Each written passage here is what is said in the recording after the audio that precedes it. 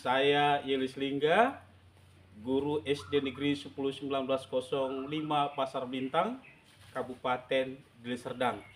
Salve, Tuhan Yesus memberkati. Baik, semangat lagi anakku semuanya. Bagaimana kabarnya?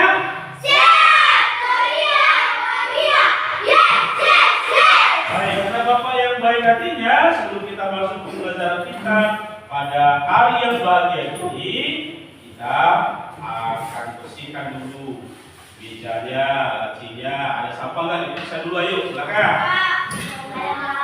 Bersih. Oke. Absen dulu ya. Andrew ada? Bagus. Beatrix? Bagus. Roy? Ya. Adel? Jangan lupa lagi ya. Christine? Dika ada? Ya. Lalu Jessica? Ya. Lalu siapa yang belum depannya? Eti.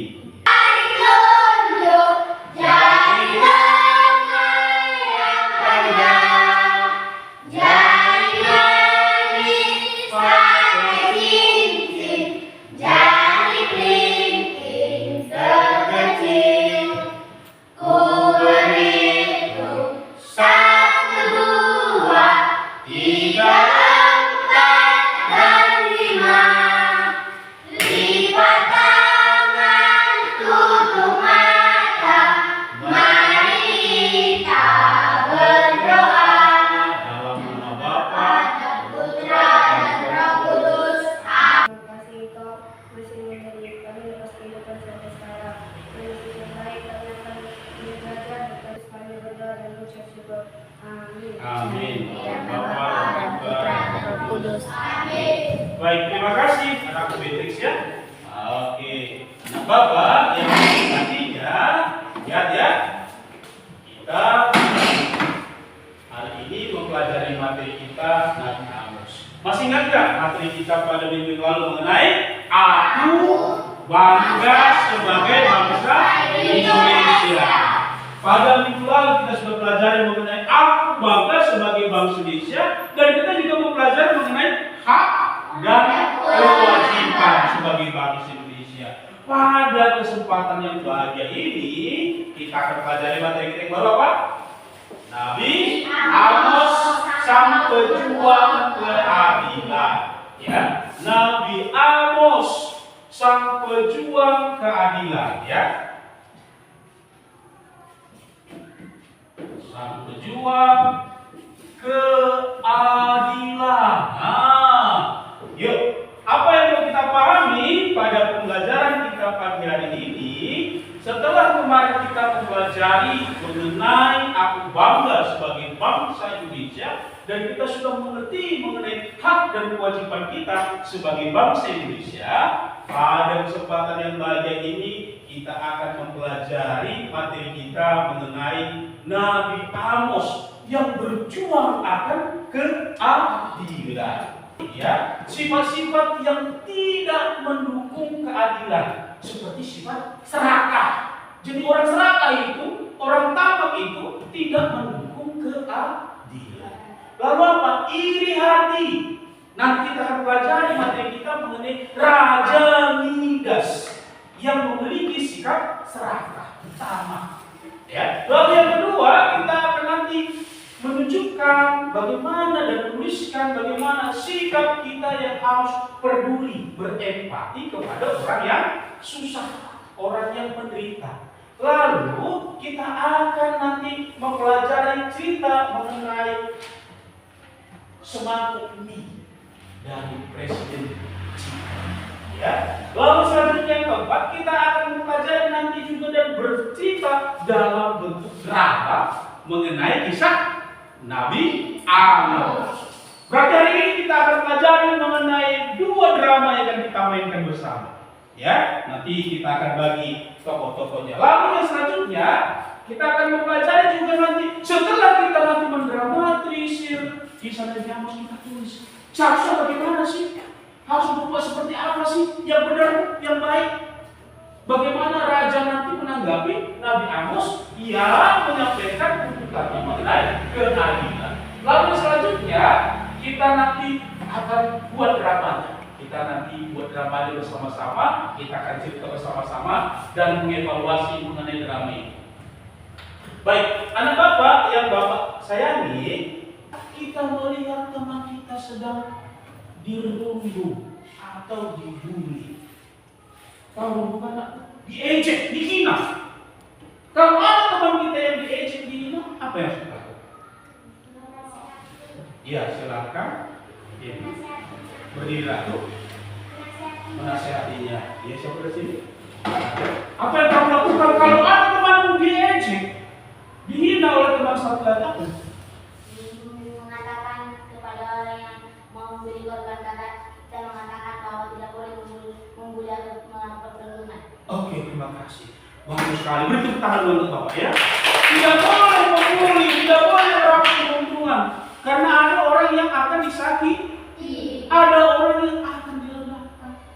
Lalu, ketika kita melihat orang lain itu mengalami penderitaan, misalnya minta mengebis, minta, bagaimana perasaannya?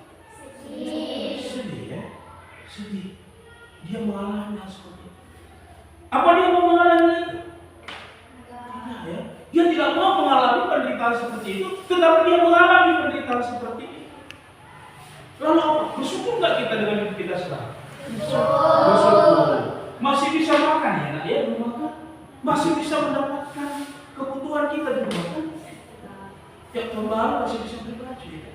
Puji Tuhan ya.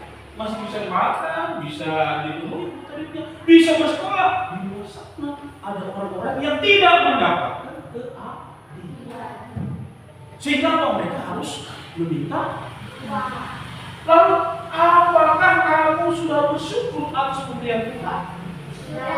Bagaimana caranya bersyukur di tengah keluarga? Apa yang sudah diperbuat kepada orang tuanya? Kalau bapak mama pulang dari sawah, dari ladang, apa yang kamu lakukan? Ayo, ya silakan Dika, diri Dika. Apa yang kamu lakukan? Membuat minum pada orang tua, ya kan? Dikasih minum bapak, mama, dikasih, puji Tuhan. Beri tepuk tangan untuk Dika. Bukan disuruh dulu kan? Bukan disuruh dulu kan? Kenapa? Karena kita tahu kewajiban kita sebagai anak. Lalu apa lagi? Sama lagi, kalau pulang bapaknya bekerja, misalnya dari sawah, iya boleh. Siapa? Apa? Mengurut kakinya ya, mengurus kakinya. Waduh, terima kasih, puji Tuhan, ya kan? Masih ada nggak di sini disuruh-suruh dulu? Dari mama di rumah, dari bapak di rumah, mama ya. Mama di rumah. Apa yang pernah kau bantu mama? Silakan berdiri dulu. Pernah bantu apa sama mama? Ke ladang memupuk, ya kan? Hebat sekali. Tepuk tangan dulu. Di rumah, dibantu orang tuanya. Siapa yang punya pekerjaan di rumah? Bagus, semua punya ya. Semua pekerjaan di rumah ada. Pada HPG kita akan bermain. Permainan kita adalah permainan benar atau salah. Benar atau salah. Karena bapak sekalian, kita akan bermain ice breaking mengenai benar atau salah. Jadi ketika bapak mengatakan benar, lakukan yang benar. Kalau bapak mengatakan salah, lakukan yang salah. Berarti lawan katanya benar. Oke, kita coba dulu. Benar, mundur, maju, kiri, kanan. Oke, itu benar. Kalau salah, ya kan? Maju, mundur. Ingat ya, salah ya. Kiri, kanan. Oke, gak usah dibilang ya. Kita lihat siapa yang benar, siapa yang salah. Kalau salah, oke. Kita beri dulu tepuk semangat.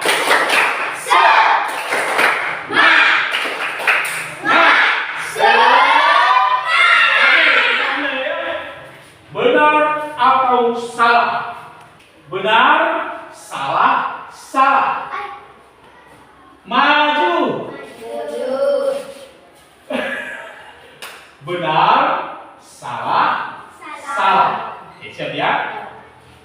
Benar yang pertama, salah yang kedua, salah yang ketiga. Berarti lawan katanya yang kedua dan ketiga. Maju.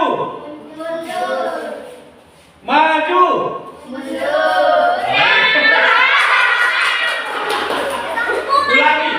Ulangi.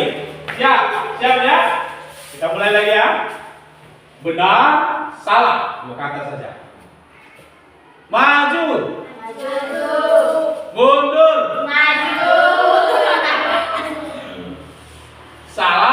Salah, benar.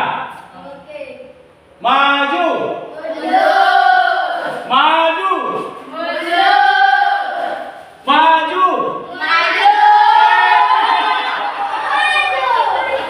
Oke. Benar, salah. Ingat ya, benar, salah. Mundur. Kiri.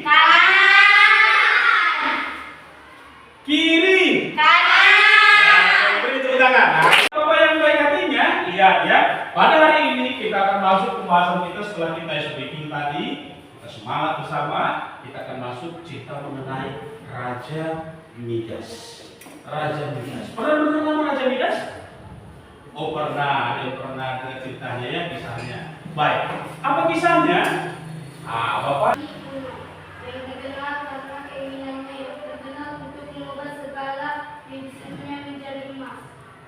Kisah tentang Raja Midas banyak disebutkan dalam mitologi Yunani, terutama dalam kisah-kisah yang terkait dengan dewa Dionysius atau Bacchus dalam mitologi Romawi. Oke, itu Raja Midas. Kalau kita mendengar Raja Midas ini adalah seorang raja yang punya kemampuan untuk mengubah segala sesuatu menjadi emas. Emas. Dan ternyata permintaannya berbahaya. Kenapa permintaannya berbahaya? Karena seluruhnya bisa dijadikan emas. Semua bisa jadi emas. Raja Midas pertama bentuk batu. Disentuhnya batu tadi berubah jadi emas. Disentuhnya beras tadi berubah jadi emas. Kaya raya aku katanya. Disentuhnya meja tadi berubah jadi emas. Disentuhnya pintu tadi berubah jadi emas. Semua jadi emas. Dan ketika Raja Midas merasa sudah puas, dia bilang, dia panggil pelayannya. Pelayan, ambil aku makanan dan minuman. Aku lapar. Dan pelayan ya Tuhan. Mana makanan itu? Ketika dia ambil buah, mau dimakannya, disentuhnya buah tadi berubah menjadi emas. Udah dari sakit. Dia mulai takut. Lalu dia minta air katanya. Air tadi belum jatuh sudah berubah menjadi emas. Lalu dia mulai marah kepada pelayan. Bagaimana kamu tersentuhnya pelayannya tadi? Pelayannya tadi berubah menjadi emas. Semua yang disentuhnya berubah menjadi emas. Dan dia senang. Dan ketika itu datanglah putrinya. Ayah, kata putri. Lalu apa? Putrinya itu menyentuh Raja Midas, disentuhnya bapaknya, Raja tadi. Raja Midas sudah tahu kalau dia menyentuh, maka akan menjadi emas. Dan siapapun yang menyentuh dia akan berubah menjadi emas. Akhirnya si putrinya tadi berubah jadi emas. Raja Midas nangis, air matanya berubah menjadi emas. Akhirnya dia mulai dia ketakutan. Dia tinggal sendiri, tak ada lagi orang di sekitarnya terus berubah menjadi emas. Dan akhirnya seandainya aku tidak salah membuat keputusan, aku tahu yang mana yang benar dan salah, aku akan meminta kepada si Dionysius orang yang hebat itu agar apa? Agar kekuatan mengubah menjadi emas diambil olehnya. Baik, anak bapak yang bapak sayangi, kita akan masuk ke dalam diskusi kelompok. Ya, kelompoknya sudah ada ya. Kita masuk ke dalam kelompok, kita akan cerita, kita akan menurut kalian dari apa yang bapak ceritakan tadi, kita akan buat drama.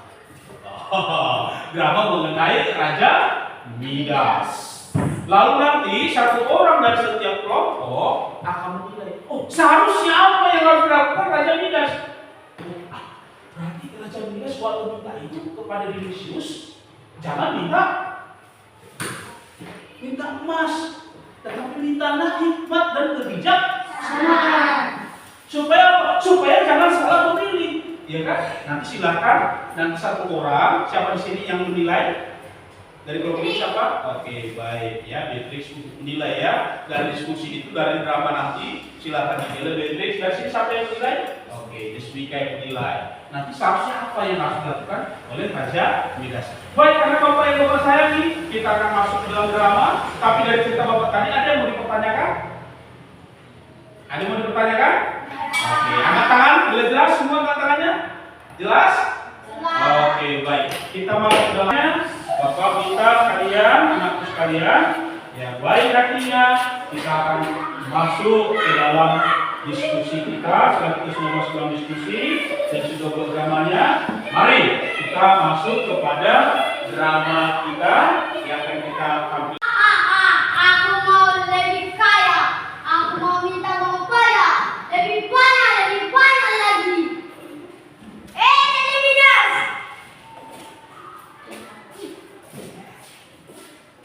Kamu telah menolong aku dan aku terima kasih. Apa yang kau minta akan turuti. Aku mau apapun yang bisa menjadi emas. Berhati-hatilah yang kau minta. Aku tidak peduli. Oke, aku akan menurutinya. Hei Raja Midas, kekayaanmu adalah segalanya. Jangan biarkan keserakahanmu menguasai hatimu. Ingat kata-kata itu Raja Midas. Aku tak. Akhirnya aku bisa memegang barang yang bisa menjadi emas. Akhirnya aku kaya. Aku sudah lapar. Kaya lanjutkan aku minta makan. Ini buatku. Apakah ini makanan bisa menjadi emas? Minyak pun bisa menjadi emas.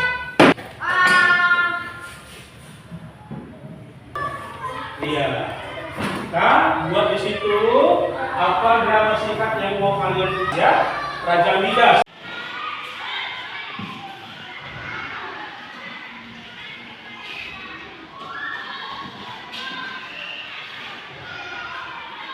Kita masuk kepada kisah mengenai Amos adalah seorang petani domba dan pemungut buah arah hutan yang tinggal dekat perbatasan antara Israel di utara dan Yehuda di selatan. Nah, Israel di utara telah merebut kemerdekaannya sekitar 150 tahun sebelumnya. Ingat 1 Raja-Raja 12. Dan pada saat itu dipimpin oleh Yerobeam firman Allah kepada orang-orang. Dan kitab ini merupakan kumpulan dari khotbah, puisi, dan penglihatannya yang disuarakannya selama bertahun-tahun, yang kemudian disusun agar umat Allah dapat memahami pesan Allah bagi kerajaan di utara, dan pesan itu masih perlu kita dengar sampai saat ini. Kitab ini memiliki susunan yang cukup jelas. Pasal 1 dan 2 berisi serangkaian pesan untuk bangsa-bangsa, termasuk bangsa Israel. Kemudian pasal 3 sampai 6 berisi kumpulan puisi yang mengungkapkan pesan Amos kepada orang-orang Israel dan para pemimpinnya. Pasal 7 sampai 9 berisi serangkaian penglihatan yang dialami Amos yang menggambarkan hukuman Allah yang akan datang atas bangsa Israel. Mari kita pelajari lebih dalam. Kitab ini diawali dengan serangkaian puisi pendek yang menuduh semua bangsa-bangsa di sekitar Israel melakukan kekerasan dan ketidakadilan. Ini agak aneh, karena kalimat pembuka kitab ini menuliskan bahwa Amos akan menentang Israel. Namun, perhatikan apa yang terjadi. Selanjutnya kisah dari Kejadian 12. di mana Allah memanggil keluarga Abraham untuk menjadi berkat Allah bagi segala bangsa.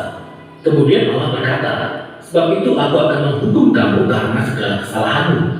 Israel memiliki panggilan besar yang disertai dengan tanggung jawab yang besar, sehingga dosa dan pemberontakan mereka membawa dampak yang besar.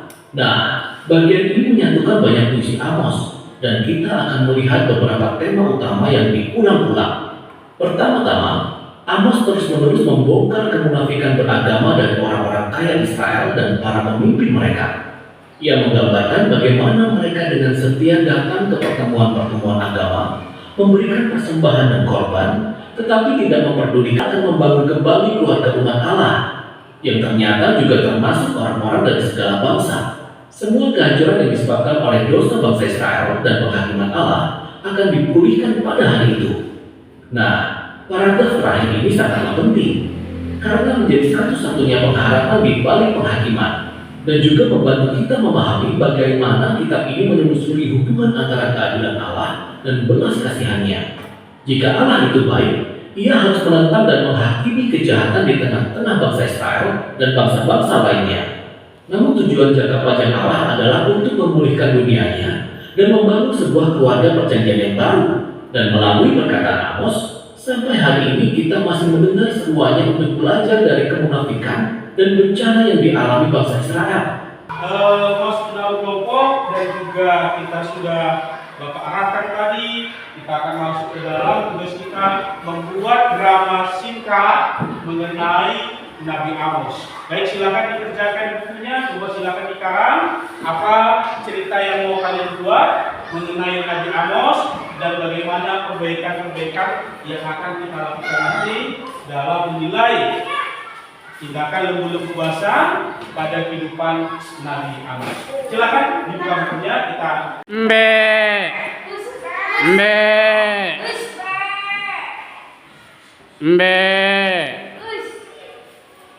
Saya Amos pergilah dan nasihatlah lembu-lembu basah itu yang berbuat jahat dan berbuat dosa. Bagaimana? Aku juga pengembang domba. Aku akan memberikan kamu hikmah dan kebijaksanaan yang banyak. Baik Tuhan, aku akan pergi. Hei lembu-lembu basah, aku diperintahkan Tuhan untuk menyertai dia. Dia sudah membuat dosa. Maafkan kami, karena kami telah berbuat dosa dan berbuat jahat. Jangan berbuat dosa lagi. Baik-baik, Nabi Amos. Iya. Kita buat di situ apa drama singkat yang mau kalian buat dalam cerita mengenai kisah Nabi Amos dan juga kisah mengenai Raja Midas, ya, Raja Midas. Jadi, iya, ada dua cerita kan yang kita. Baik, Bapak sekalian, sebelum kita masuk pada presentasi, kita bernyanyi dulu. Hari ini kita lagi ya, 1, 2, 2, ya. Hari ini harinya Tuhan, harinya Tuhan, hari kita bersukaria, bersukaria. Ya, silakan dulu. Oke. Baik, Bapak yang Bapak sayangi, setelah kita bermain drama bersama, kita juga sudah berdiskusi mengenai apa saja yang harus kita perbaiki, maka kita sampai kepada waktunya untuk menceritakan, mempresentasikan hasil diskusi kita, apa yang seharusnya diperbaiki dari drama yang kita mainkan 2 kali. Yang pertama adalah kisah Raja Midas yang serakah, yang kedua adalah kisah mengenai Nabi Amos yang menegur keserakahan orang-orang pada zamannya. Silakan kita beri tepuk tangan dulu pada kelompok 1. Ya, silakan masuk kelompok 1.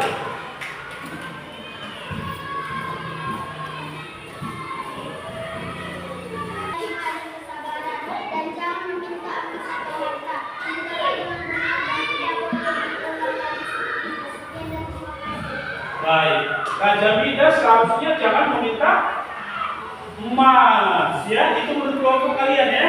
Raja Midas seharusnya tidak meminta emas, tetapi meminta berkat dan hikmah agar dia bisa menjadi raja yang baik, ya. Sehingga apa? Sehingga dia tidak menyesal atas perbuatannya. Apa yang terjadi tadi? Semua yang disentuh Raja Midas berubah menjadi emas. Bahkan pembantu, istri dan keluarganya berubah menjadi emas. Oke, kita beri tepuk tangan atas. Silakan. Seharusnya mereka mendengarkan firman Tuhan dan Nabi Amos, dan tidak seharusnya mereka membantah Tuhan, perintah Tuhan dan Nabi Amos agar mereka tidak masuk ke dalam dosa. Sekian dan terima kasih. Oke, baik. Dari hasil kelompok kalian, anakku, bagaimana? Apa rupanya di dalam penulisan tadi? Mereka berbuat dosa dengan minum-minum, ya, berbuat jahat. Seharusnya apa? Mereka bertobat. Sehingga apa? Sehingga mereka mendapat berkat dan juga mendapatkan penderitaan. Ya, apakah mereka bertobat akhirnya? Iya, mereka bertobat. Setelah mendengar nasihat dari siapa? Nabi Amos. Bagus sekali. Kita beri tepuk tangan untuk Tuhan. Kasih kepada sesama. Apa tadi? Ada 3 intinya kan? Keadilan, kebenaran, kasih kepada sesama. Inilah inti pelajaran kita dan menjadi bahan penelitian kita dalam kitab suci yang kita saksikan dalam bentuk cerita, ya, yang sudah kita saksikan bersama. Ada Bapak yang Bapak sayangi, yang baik hatinya. Kita masuk kepada asesmen sumatif. Ini ada beberapa soal tadi kalian mempelajari mengenai Raja Midas. Ya, silakan dipilih ini ya, dibagi, silakan dijawab. Ya, ini dia, silakan dibaca-baca dulu ya. Silakan ini dicari. Silakan aku. Silakan. Apa jawabannya itu? Silakan sama-sama diskusi. Ya. Nah, itu, iya, silakan dibuat garisnya nggak apa-apa. Silakan, yuk, jawab ya. Ya, dijawab ya. Kalau sudah selesai, silakan. Ada masalah? Belum? Ya.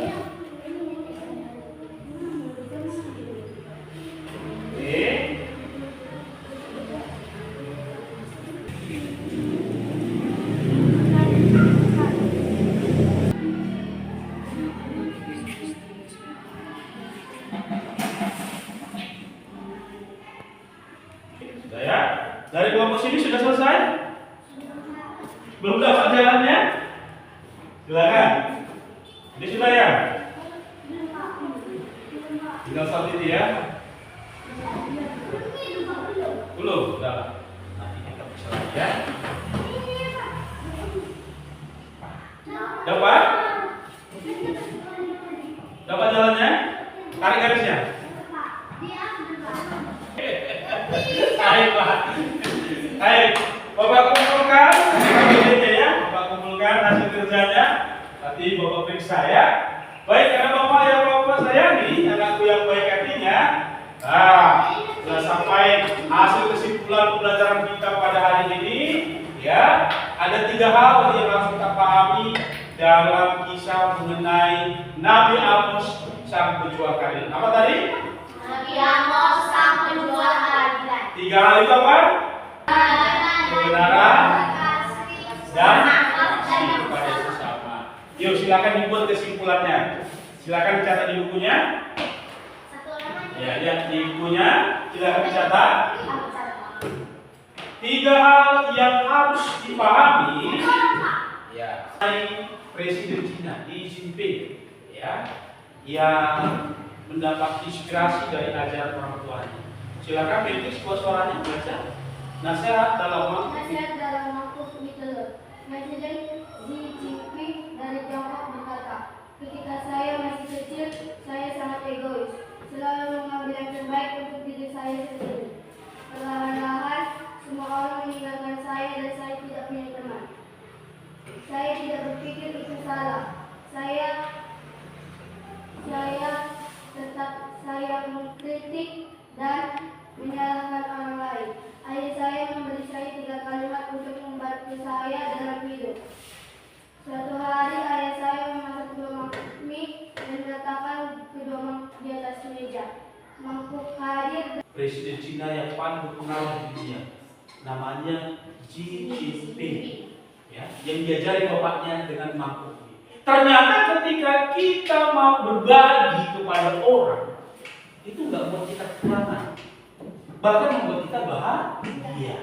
Dan kita akan mendapat berkat yang bertambah ketika kita mau saling berbagi. Kenapa, Pak? Tadi yang pertama apa ceritanya? Bapaknya ngasih 1 mangkuk mie yang ada telurnya, 1 tidak ada telurnya. Dia pilih yang mana?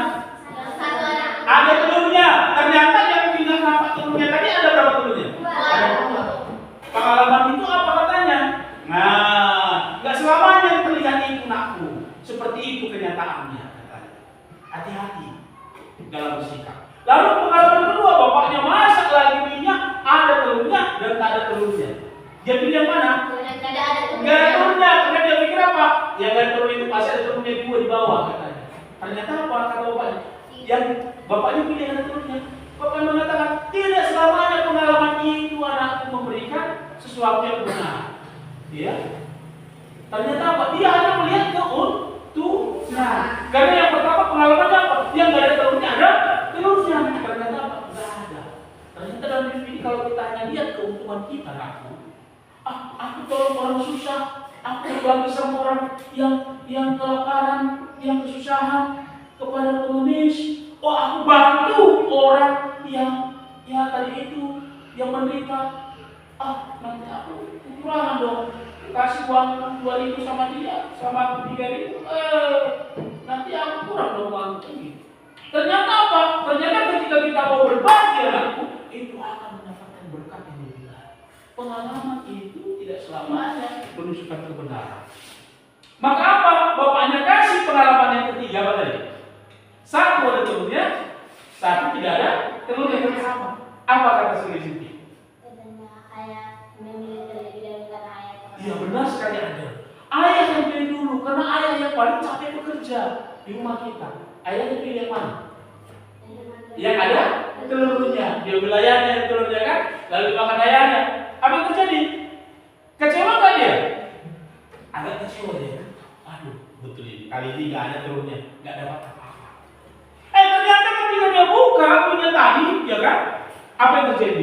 Dia tengok apa? Dia dapat 2. Apa kesimpulannya? Ketika kita berbuat baik, akan datang kebaikan-kebaikan yang lain dalam hidup kita. Inilah dia nanti yang sampai sekarang masih menjadi presiden di Cina. Presiden Cina. Luar biasa sekali berpengaruh di dunia. Ya. Baik, dari sini, dari cerita ini ada yang bertanya sama Bapak? Ayo, silakan dibuat kesimpulannya dari cerita 1 mangkok telur ini dari kisah tadi. Ada 3 kisah tadi kan? 1 ada telurnya, 1 tidak ada telurnya, 1.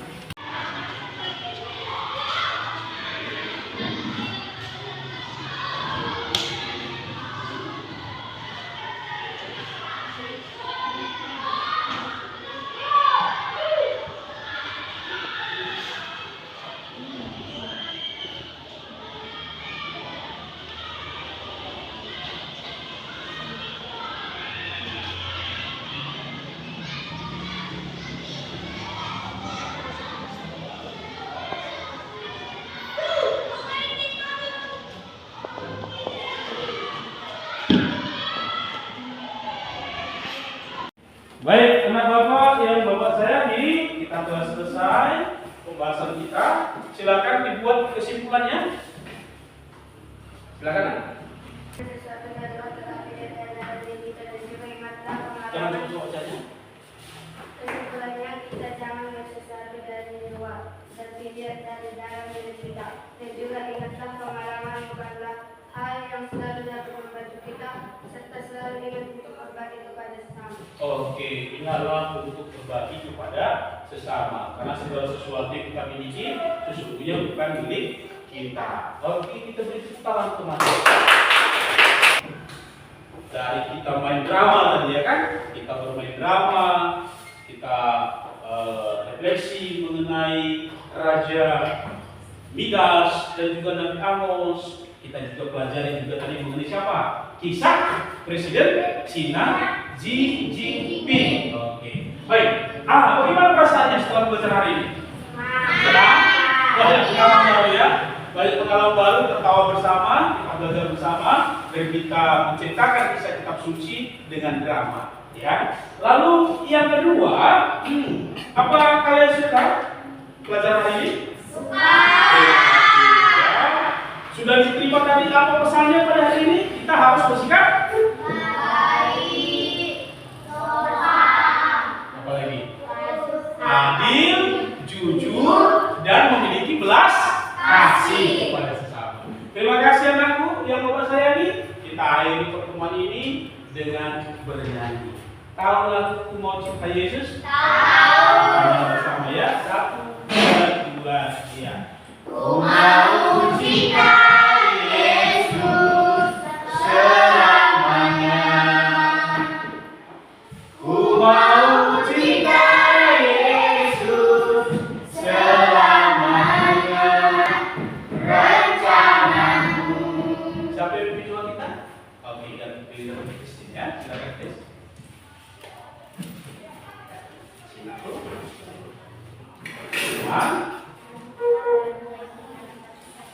Dalam nama Bapa dan Putra dan Roh Kudus. Amin. Tuhan, kami sudah selesai belajar Tuhan. Berdoa kami kesehatan dan menjauhkan dari segala berbahaya Tuhan. Amin. Dalam nama Bapa dan Putra dan Roh Kudus. Amin. Terima kasih. Silakan duduk. Terima kasih anak-anak semua. Ini saja. Terima kasih anak-anak semua. Tuhan Yesus memberkati.